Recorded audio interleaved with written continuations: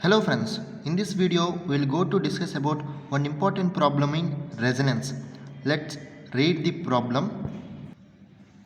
Here show that in a series RLC circuit the resonant frequency in the geometric mean of half-hour frequencies, or show that the resonant frequency omega naught of an RLC series circuit, the geometric mean of omega 1 and omega 2, the lower and upper half-hour frequencies respectively. The question means here they questioned like we need to prove our lower and upper cutoff frequencies in terms of resonant frequencies. We know resonant frequency equal to f0 and lower and upper cutoff frequencies are f1 and f2.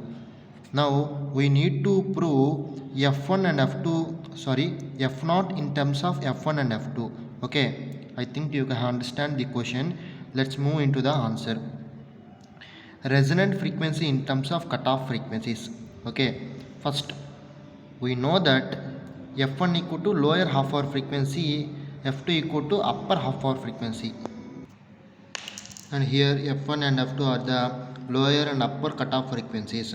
Now we need to represent this lower and upper cutoff frequencies in terms of resonant frequency.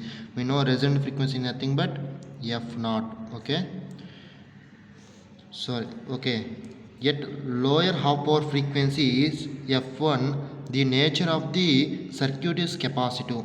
We already discussed in the previous class. Yet lower half power frequency xc is always greater than xl. Okay, remember this point. Yet lower half hour frequency capacitive reactance, xc is capacitive reactance and xl is inductive reactance. At lower half hour frequency always capacitive reactance is greater than the inductive reactance. That is this condition, xc is greater than xl. We know at half hour frequencies reactance equal to resistance. We know that this all thing we assume that is in half hour frequencies. That's why at half hour frequencies reactance equal to resistance. Reactance is nothing but x, resistance is nothing but r. We know total reactance equal to the difference between the capacitive reactance and inductive reactance.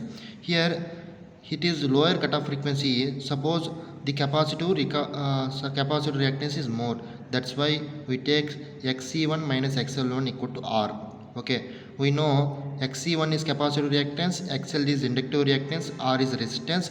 Capacitive reactance equal to 1 by omega 1c minus inductive reactance equal to minus omega 1l equal to r. This thing we already know, and consider this as the equation number 1. Okay, at upper half hour frequency is f2. The nature of the circuit is inductive. We already seen at lower half hour frequency is capacitive reactance is greater than inductive reactance, but in upper half hour frequency is the inductive reactance is more than the capacitive reactance. Okay, let's see here. That is xl is greater than xc.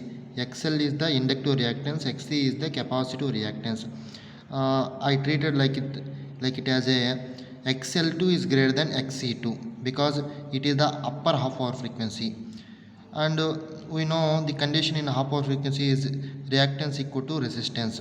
Here the reactance is nothing but difference between the two reactance. Those are inductive reactance and capacitive reactance. xl2 minus xc2 equal to r. We know xl2 is equal to omega 2l minus xc2 is equal to 1 by omega 2c equal to r. Consider this as equation number 2. Here consider r equal to omega 2l minus 1 by omega 2c. Here in equation 2, r equal to omega 2l minus 1 by omega 2c. And in equation number 1, here consider r equal to 1 by omega lc minus omega l1. Let equate equation number 1 and equation number 2. Then we will get the resonant frequency in terms of half hour frequencies.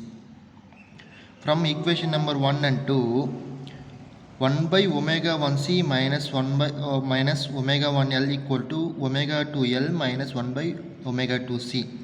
Okay, here let's move all the capacitive terms, capacitive reactance to the one side and all inductive terms to one side. Let's move this 1 by omega 2c into this side and omega 1L to this side. Then we will get this equation. Whenever we move this omega 1 by omega 2c into this side, then we will get 1 by omega 1c plus 1 by omega tc. Take common 1 by c, that is 1 by c into 1 by omega 1 plus 1 by omega 2 equal to L into omega 1 plus omega 2. Okay, 1 by omega c into, let's take LCM, that is omega 1 plus omega 2 by omega 1 into omega 2 equal to, here omega 1 plus omega 2 into L. This omega 1 plus omega 2 and this omega 1 and omega 2 get cancelled. Then we get 1 by c into 1 by omega 1 omega 2 equal to L. Now move this omega and omega 2 into this side and move this L into this side. Then we will get omega 1 into omega 2 is equal to 1 by LC. We know resonant frequency omega naught equal to 1 by root LC and omega naught square equal to 1 by LC.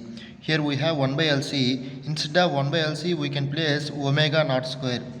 Okay, instead of 1 by LC we can place omega naught square.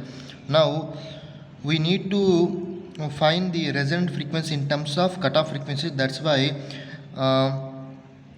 whenever this square moves to this side, it will becomes root, that is omega naught equal to root of omega 1 into omega 2. This is what the resonant frequency in terms of cutoff frequencies. Okay, here omega naught is the resonance frequency and root of omega 1 and omega 2 is the what? Cutoff frequencies.